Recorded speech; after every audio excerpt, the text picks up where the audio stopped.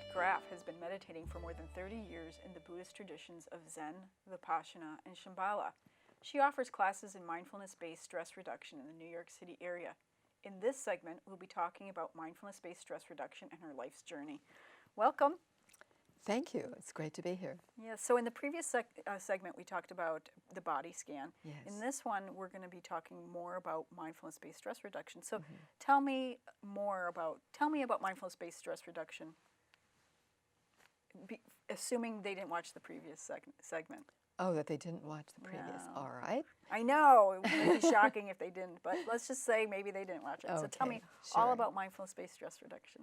Okay, well, mindfulness-based stress reduction is a unique and brilliantly put together synthesis of meditations by Jon Kabat-Zinn.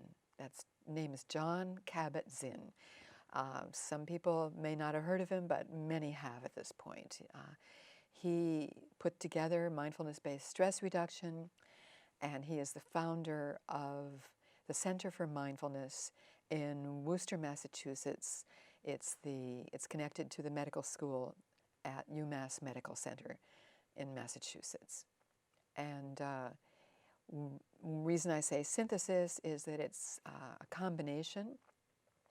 Everything is based in the practice of meditation. And that's the pivoting place to develop mindfulness in this work. And so by doing that, we begin with mindfulness and meditation, and then that's the foundation. And we move from there through other practices like the body scan, which is also offered in the very beginning of an 8-week program or approach to mindfulness. And all these things have to do, I'll go into more details, but actually the emphasis is on mindfulness, the development and cultivation of mindfulness in our lives, which is approaching the ability to develop this as a way of being, which has to do with becoming ever more present in the present moment. And is that why Jon Kabat-Zinn had come up with this methodology, was specifically so we could be more present in our present moment? For all of us, but particularly as he developed this program within the context of the Center for Mindfulness, and even just in the beginning times before that, there was a situation of working with people with chronic pain. And that was also at UMass Medical Center. And what had happened is, as he developed this, it became more and more apparent as people started gaining an interest in it, is that many people with chronic pain had really fallen through the cracks of the medical system per se, and were at a loss as how to work with it. And also, when people would come to the Center for Mindfulness to work on this, what they discovered is that they would have to start where they were, wherever they were. And in fact, one of his books is called called Wherever You Go, There You Are. And it's really on the same premise again. And the thing is that people with chronic pain, if they go to that trouble of going to the Center for Mindfulness and being in a course like that, the level of commitment is very strong. So there is no, well, I was too busy today to do it. They do it, every day. Because they're kind of desperate. These are people Yes. who medications aren't working, Right. whatever's not working, they have no, Yes. they're like Right. pain all the time. And so usually in that kind of situation, very often after doing a lot of this work, there are some reductions in pain, not always, but what often changes is the relationship to the pain, to the relationship to who we are in the present moment, and to our breath, and all of these things to take place actually on so many different levels. And so that is another characteristic of this work. So if these people, I'm sorry, these people, when they were doing the practice, when they were doing mindfulness-based stress reduction, did they get relief? Very often they would get relief, but it wouldn't always come as like it's very seldom a fix-it, a quick fix. There is no quick fix involved. Very seldom, you know. That's why the medications don't work, or the use of medications don't work, because maybe with some medications, temporarily there is a quick fix, but it doesn't last, or else the side effects of the medications are so terrible that it's, you know, you're going around in circles. And so it's not always just like end of pain. Right, not instantaneously. No. But I believe that over a course of 8 weeks, even over the course of just 8 weeks, I think these people did find some sort of like not like complete pain-free, but like a release of the pain and the relationship to the pain. The relationship to it is what Is changes. he still doing the pain-related stuff, or is mindfulness-based? Yes, it still goes on at the Center for still does, Mindfulness quite a bit, yes. So you learned, how did you learn this technique?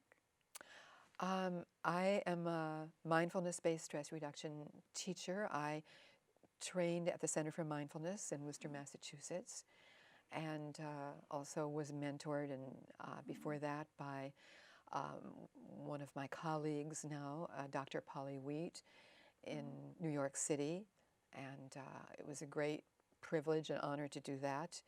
And in all of this work, I have constantly been motivated to continue by seeing the kinds of transformation that it takes within people who do these courses over and over and over. And of course, this usually depends on how much people put into it. Generally, if they really commit and do the practice and come to the class and all of these things, that's really the bottom line. But actually, even sometimes, people who don't get there that much, I do see a big shift, and there's often tremendous insight, and they come back for more. And what kind of shifts do you see? What kind of different experiences have you seen with these people? Well, due to all these practices, which have to do with integrating body and mind, as I want to get back to that as well, in which we use the basic meditation, the breath meditation, the body scan. We do exercises that take us into mindful eating and being aware of our actions during the day, and so on. And then we, you know, over a period of 8 weeks, we have these different things that we lay and sculpt each week, so that people are exploring their experience each week, and over a period of time, and sometimes a very short period of time, by the time we have analyzed what stress is, and we have been noticing the difference between one kind of an experience and another over a few weeks' time, the insight that people come up with in what makes a stressful experience and how they know it's stressful appears very quickly, and it's quite exciting and transformational, in fact. Do you feel like after 8 weeks these people are happier, or is it more subtle than that? 8 weeks, these people are what? Happy? More happy? Happy. Or is it more subtle than that? It can be either. Yeah. Yeah. People tend to be happier when they're less, when they can relate to the stress that comes up in their lives much differently. Yeah. Yes.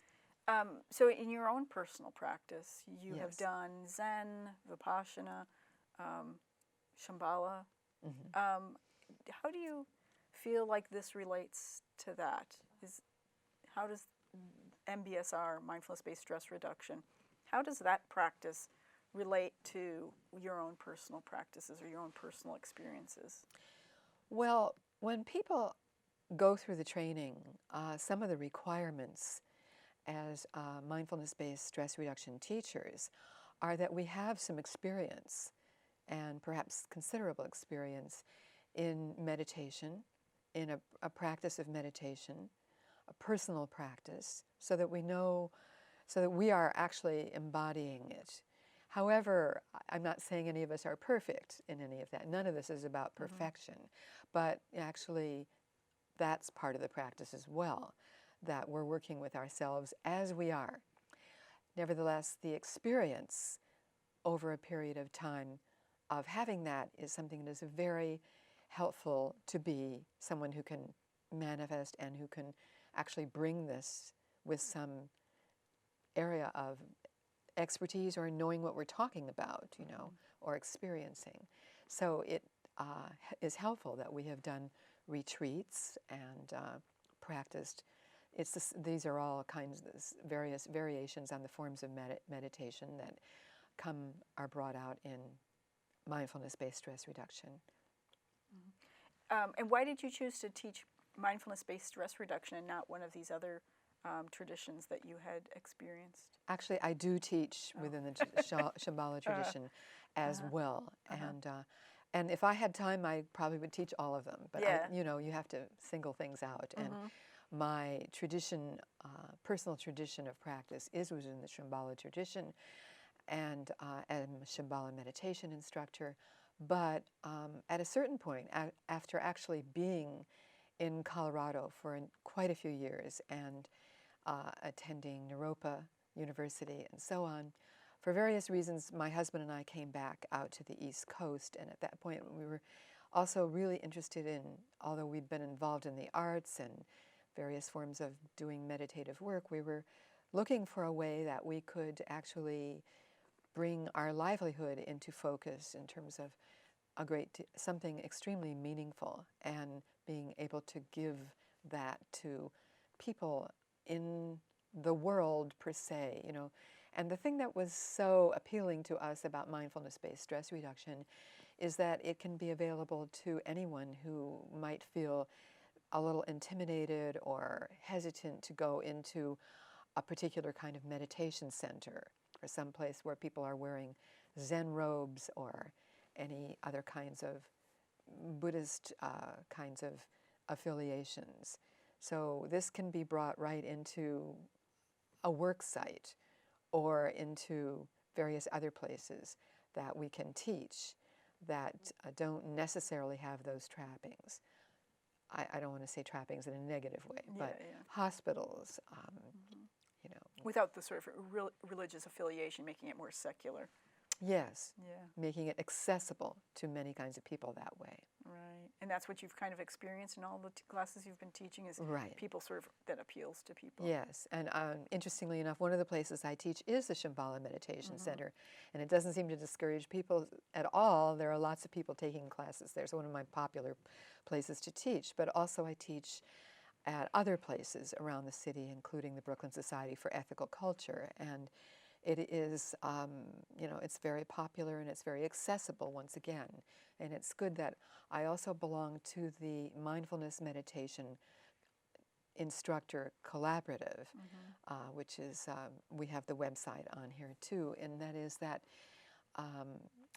people can go to that website and they can see all of us who are trained as MBSR instructors and part of this collaborative, and see our schedules and see if they live a little upstate, or if they live in Queens, or if they live in Long Island or Brooklyn, where they can go besides just the heart of New York City to get, and what the schedules are, how the schedules, one person might be teaching on a Wednesday night, but they're open on a Tuesday night.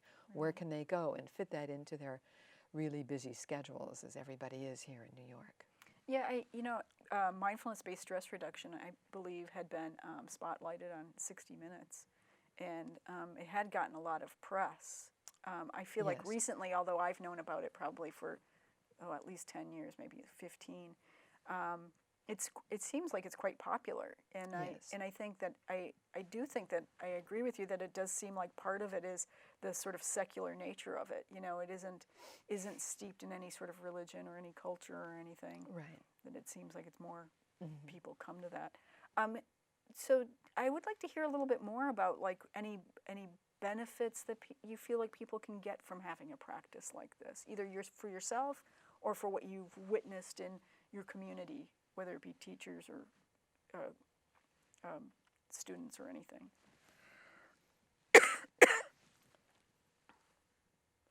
Well, it's called mindfulness-based stress reduction.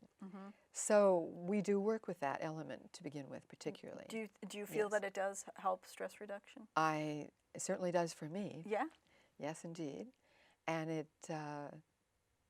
it helps my students and the people who take the courses a great deal. Again, I do feel that, of course, how that's going to pay off for people who take the course is if they actually come to class and do the work. We have homework every week, and there's a lot kind of packed into it. But again, I see people actually working with it, and I see results. I see them actually able to transform a lot of what's going on in their lives if they're able to come and do it. And that takes place in many ways. And there are various ways of working with it, the long and the short. And the short, we have short meditation practice as well. And we talk about being able to just learn how to stop whatever we're doing, or stop in the middle of something even just momentarily, and go to the breath and take in the situation that we're in, and just breathe and observe the situation and then proceed. And how is that helpful to be able to do that? To do that, it actually takes us out of the state of constant reactivity that we otherwise might be caught up in, and gives us that moment to actually just pause. It creates a gap, a place that we can just, a gap in all of the stuff, and the not mindful, but the constant state of reactivity, constant state of discursive thought that goes on. Meditation actually creates a much bigger gap than that, in fact, in that whole process, that gives us also a possible way of actually becoming familiar with how our minds work and how to actually reduce stress, therefore, and becoming aware of how our minds work, and actually constantly familiarizing ourselves in that respect. Meditating actually is a way of, there's a word for that which means familiarization. So the way, one of the ways it works is that we become aware of what's in the present moment, and Right. so it decreases our stress sort of just physiologically, maybe. Right. And then it sort of has a relaxing effect. And then the other component of it is, it sort of, as you said, it creates a gap. And so some gap, some sort of awareness that we can take some time or space to sort of look at a situation a little bit differently. Would you agree with Right. that? And in the other segment we had done the body scan. How do you feel like that's related? Do you think is the actual scanning? I mean, in the actual scanning we don't actually relax things, but body parts? But the scanning itself is probably a natural relaxant. Would you? Well, think? actually, we do relax. We're not actually saying to ourselves, relax now. Right. But the stopping, I mean, when we stop in each part of the body, each region like that, there is relaxation. And the more often we do it, the more deeply we can go into that. And I'm glad you asked, because actually very often I will say to people, never underestimate the body scan, because there is tremendous possibility to just go very deep with that, and especially if you are doing it with some level of frequency. And when we start out, like what we did in our other segment, is I led you through it. And that's often done. And you can go online and you can listen to Jon Kabat-Zinn lead you through it, or you can get other people's CDs and so on for that. And also, after you know it, you can do it for yourself. When you're not being led and you're just doing it for yourself, then it's kind of a little bit like back to the breath meditation, again, in which you are bringing yourself back into the present. If your mind wanders, even if you're listening to a tape, if your mind wanders off, and you realize that, then you bring yourself back. And so in this situation of doing it for yourself, in fact, just leading yourself, every time your mind wanders and you bring yourself back to wherever you were in the body, there's an ability each time that you might go a little deeper and a little more deeply relax. I did it one time when I was sick a few years ago. And it lasted a couple of hours. Wow. Because I was falling asleep, I was drowsy, I was asleep. And so I learned not to be judgmental about that by then. But what I also experienced when I finally ended, and these different sort of naps took place spontaneously in the midst of it all, I was so refreshed. And I felt the sickness took a different turn. It was a flu. And I was actually up and about in the afternoon and feeling much more refreshed. So that's just one small way. You know, it does affect us in many different ways. Every time you do the body scan, we're a different person, and the circumstances are different. So we can go very deep with that. Yeah, I mean, I have done the body scan with you sometimes, and also in other in other traditions I've done a body scan, and I am constantly amazed at how it does change. You know? So I had done it quite intensively a number of years ago, and when I had done it with you, it was very different. And like when I do it now, I can actually feel like the vibrations of my body in a way that I hadn't been able to feel before. It's really, it's kind of interesting. I have to say that it could be a very deep practice I hadn't really anticipated. Yes. And like you, I do use it when I'm not feeling well sometimes to like do that. Just to, I don't know, I think maybe it does relax me, and I think also it does get me in touch with different physical sensations. Like, I didn't even know my knee hurt or whatever it is. You know, like you're not even aware that you have a little stomach ache or something, that we sort of so busy, stuck in our heads or doing whatever we need to do, that we're not even really aware that maybe we have some physical discomfort. Yes. So we're almost out of time, but I wanted to thank you for coming. I know that you teach all over New York City with the Mindfulness-Based Stress Reduction, and I hope that people will sort of, you know, look you up and search you out, and as well as your colleagues. Yes, other people in the collaborative as well. Yeah. You know, we're here to serve you.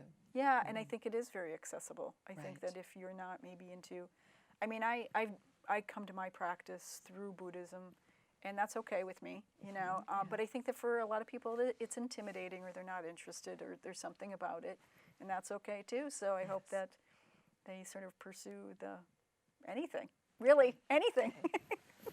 Mindfulness-based stress reduction, Buddhism, whatever. Do it, whatever trips you. So, thank you for coming. Thank you.